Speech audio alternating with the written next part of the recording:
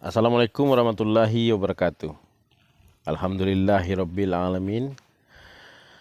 Segala puji bagi Allah Tuhan semesta alam, yang mana pada hari ini Dia masih memberikan kesehatan kepada saya, kesehatan mata, jasmani dan rohani.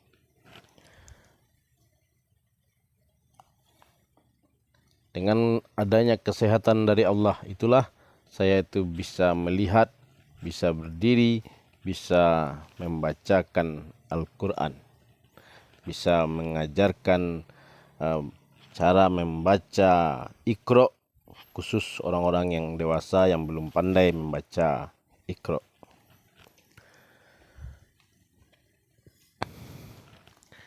Di video sebelumnya Iqra-nya sudah sampai di halaman 11, Iqra 2 halaman 11. Sekarang kita akan membaca halaman 12. Mudah-mudahan kawan-kawan semua selalu dalam lindungan Allah dimanapun berada. Kita hidup di dunia atau di masa-masa di mana hari kiamat itu sudah dekat. Itulah yang sedang tren dibicarakan orang sekarang ini, di mana Masjidil Haram itu sudah menghijau. Hijau dia seperti Al-Quran ini. Jadi bukit-bukit yang tadinya berpasir itu, ya gunung-gunung yang tadinya berdebu sekarang itu sudah mulai tumbuh rumput-rumput di sana itu. Boleh dikatakan kota Masjidil Haram itu sudah 35% menghijau. Nah, itu menurut ulama itu kiamat itu sudah dekat. Itulah sebagian pendapat dari para ulama itu yang mengatakan atau ciri-ciri yang dikatakan oleh Nabi Muhammad bahwa tanda-tandanya kiamat itu sudah dekat apabila tempat yang gersang itu sudah tumbuh rumput-rumput yang hijau.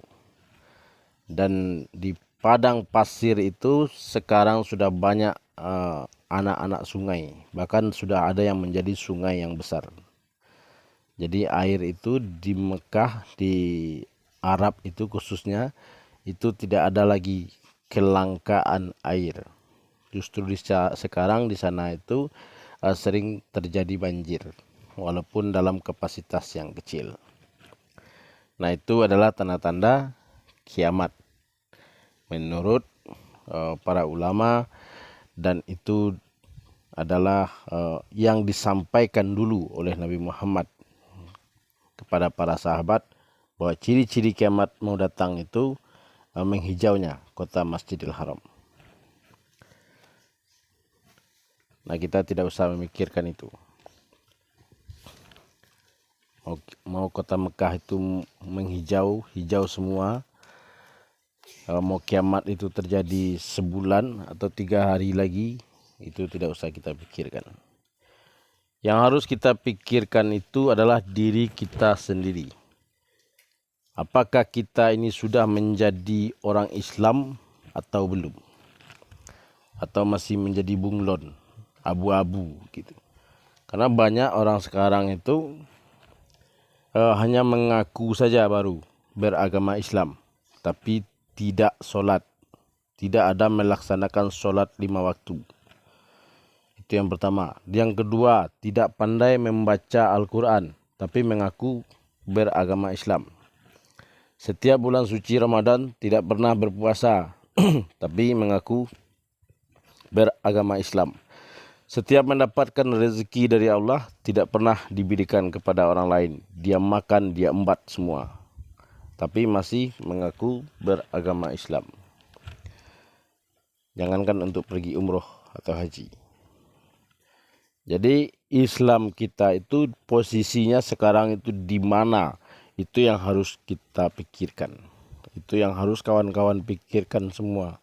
Sebab setiap manusia itu akan dihadapkan kepada Tuhan yang Maha Esa. Hanya satu pengadilan di padang mahsyar itu nanti. Tidak ada pengadilan selatan, tidak ada pengadilan timur, tidak ada pengadilan pusat. Hanya satu pengadilan di sana itu, yaitu pengadilan Tuhan. Nah, kalau kita ini mengaku beragama Islam, ingin memeluk agama Islam, berarti kita harus memeluk Islam itu secara kafah, secara utuh, secara benar. Maka harus belajar bagaimana caranya supaya kita itu benar-benar menjadi orang Islam. Mendirikan solat 5 waktu, membaca bacaan solat itu dengan benar, dan kemudian pahami artinya. Kalau orang itu solatnya tidak tahu, dia ketika ruku itu membaca apa, ketika takbir itu dia tidak tahu artinya apa, nah itu dikhawatirkan solatnya itu tidak diterima. Karena untuk ukuran orang dewasa, dia harus mengerti semua bacaan solat itu, karena dia itu sedang berhadapan dengan Tuhan. Jadi himbauan saya itu seperti itu. Ketika Anda membaca Samiallahu liman hamidah, Anda harus tahu itu artinya apa.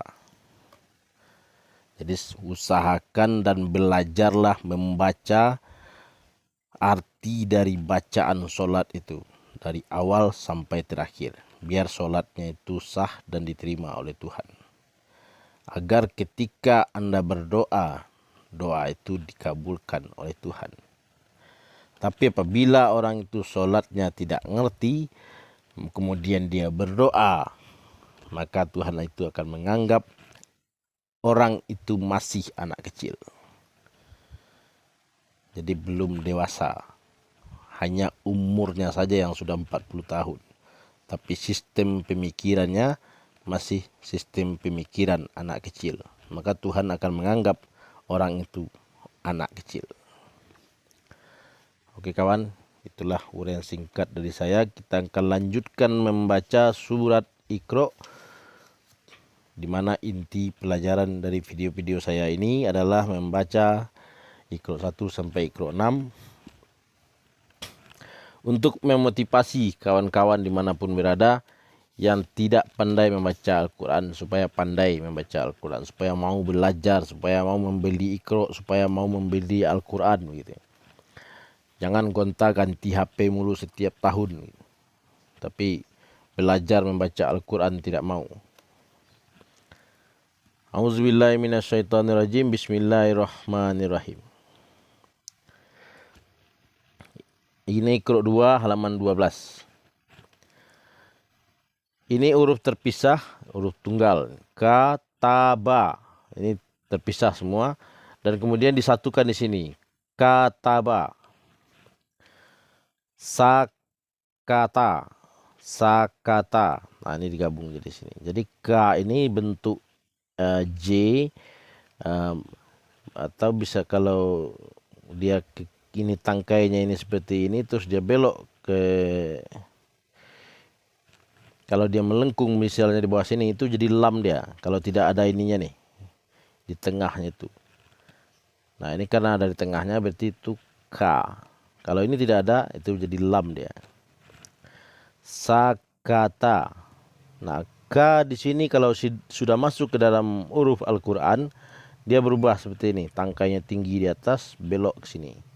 Nah itu huruf K itu namanya. Tanda petir ini tidak ada lagi. Hilang dia, hanya seperti ini saja. Sakata. Nah ini juga sakata. Nah ini kalau ada titik 2 di bawah ini, dia berubah menjadi ya. Karena badannya ini badan ya. Jadi perubahan itu memang harus dipelajari dari Iqra 1 ini, supaya nanti di Iqra 3, di Iqra 4 tidak canggung ketika melihat huruf-huruf itu yang menyatu, semakin rapat, semakin padat. Kazaba, akala. Nah ini lain lagi model K-nya. Ditempel sama badan lam. Akala. Hakama, taroka. Nah ini masih huruf asli K-nya.